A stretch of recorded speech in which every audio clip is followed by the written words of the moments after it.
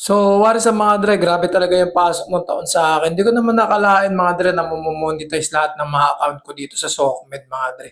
Lalo na sa platform na social media mga dre, sa Facebook mga dre. So, nagulat na lang din ako mga dre, isang araw may nagsend sa akin ng notification na monetize na daw yung account ko. So, tinitingnan daw nila kasi quality daw yung mga content na na-upload ko. So, nakakagulat din mga dre kasi libangan ko na lang din naman halos yung ina-upload ko dito para may memories na lang din ako. So, di mo rin talaga masasabi mga dre, no? Paminsan-minsan meron talaga mga blessing na hindi mo akalain. So, yun nga mga dre, welcome nga sa day 29 na aking fitness journey in 100 days. So, kung mapapansin nyo, yung day 29 natin mga dre, hatak day na naman. So, kung isa ka nga sa nangangarap na magkaroon ng fit na body o nangangarap na magkasya yung mga damit na tinatabi-tabi mo dyan sa cabinet mo, or palihim ka nagpo-push up o nagba-barbell, nagda-dumbbell sa kwarto mo. So, panahon mo na para expose yan mga dre. So, wala namang masama kung manonood ka sa akin hanggang dulo. Matututo ka ng mga tamang form mga dre. So, yun nga lang, hindi ako nagtuturo dito ng about sa mga diet. Pero nagtuturo ako ng mga tamang form. At least para hindi ka mapilayan kung mag start ka na ng yung fitness journey. So, yun nga mga dre, sinimulan nga natin yung back day natin sa pull-ups mga dre.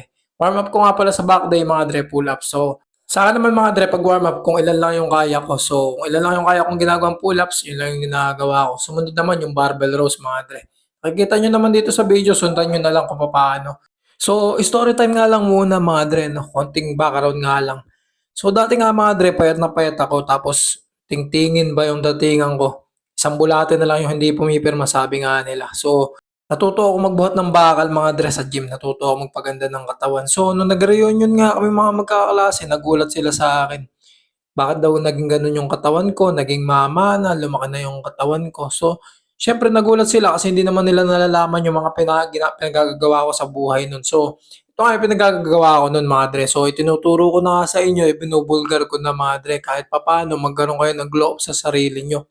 So, wag niyo maliitin yung sarili niyo mga dre, lalo kung lalaki ka na medyo may kaya-kaya ka naman mga dre, maganda naman yung trabaho mo. So, mag-invest ka rin sa sarili mo, mag-invest ka rin sa health mo, mag-invest ka rin sa katawan mo. Di hamak mga dre na sabi ko sa inyo, mas kagalang-galang kang tingnan pagka makikita pa lang sa pangangatawan mo na maayos ka na.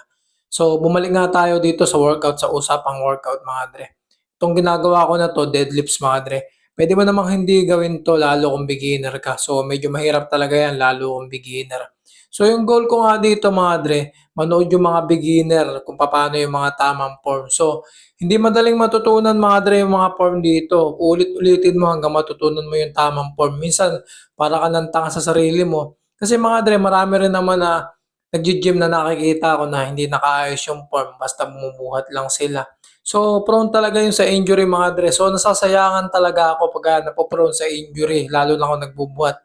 Minsan naman may pupunta sa gym, pinapanood ko mga dre.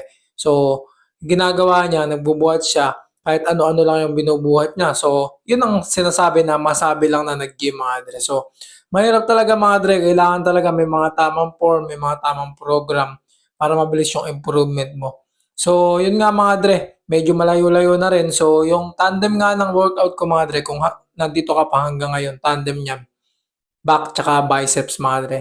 Paminsan-minsan mga dre, pag lumalabas ako, medyo nagmumotor ako, may mga bumabati sa akin. So, ako daw pala yung napapanood nila na nag-gym vlog mga dre. So, nag-iisa nga lang din ako halos. Sa tingin ko, nag-iisa ako na isang content creator dito na ganito yung content about sa gym vlog. So, proud naman ako mga dre na ganito yung ginagawa ko kahit hindi masyadong marami yung views ko. Tapos walang masyadong nanonood, walang masyadong may pakialam.